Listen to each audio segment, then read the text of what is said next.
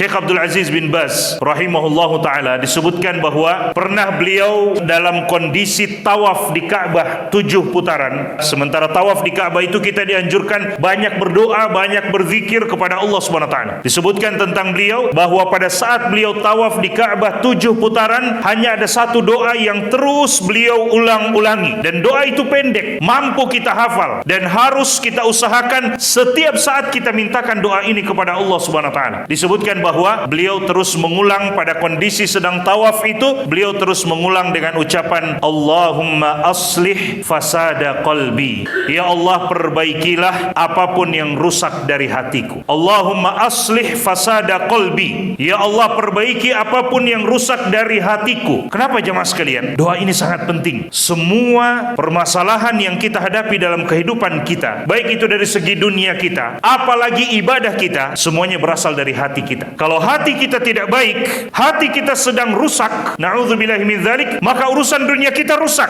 apalagi urusan akhirat kita. Semangat ibadah kita akan hilang ketika hati kita tidak baik. Kesungguhan ibadah kita, bahkan keinginan untuk beribadah saja mungkin akan hilang. Makanya Nabi SAW mengatakan dalam hadis yang lain bahwa ketika hati menjadi hitam pekat dengan dosa dan kemaksiatan, rusak hati itu dengan dosa dan kemaksiatan menjadi hitam, kata Nabi, la ya'rifu ma'rufan wa la yunkiru munkaran, maka hati itu tidak akan mengenal kebaikan sebagai kebaikan dan tidak akan mengingkari kemungkaran sebagai kemungkaran. Bahkan mungkin yang mungkar dianggap baik, yang buruk dianggap baik, dan yang baik dianggap buruk. Wa na'udzubillahi min dzalik. Semua kembali kepada hati. Oleh karena itu Nabi mengatakan bahwa ala wa inna fil jasadi mudghah, ketahuilah di dalam setiap jasad manusia ada segumpal daging. Idza salahat salahal jasadu kulluhu, kalau segumpal daging itu menjadi baik, maka seluruh anggota tubuhnya baik. Wa idza fasadat fasadal jasadu kulluhu, kalau segumpal daging itu menjadi rusak, seluruh anggota tubuhnya menjadi rusak. Ala wahiyal qalb, ketahuilah itu adalah hati. Semuanya berasal dari hati kita jemaah sekalian. Kalau hati kita baik, dia akan mengantarkan kita kepada kebaikan. Iya'lamillahu fi qulubikum khairan yu'tikum khaira. Dalam ayat dalam Al-Quran, Allah Subhanahu wa ta'ala katakan, kalau Allah mengetahui kebaikan di dalam hatimu, maka Allah akan berikan kebaikan yang ada dalam hatimu itu. Kalau ada kebaikan dalam hati kita, Allah wujudkan itu, Allah sampaikan itu.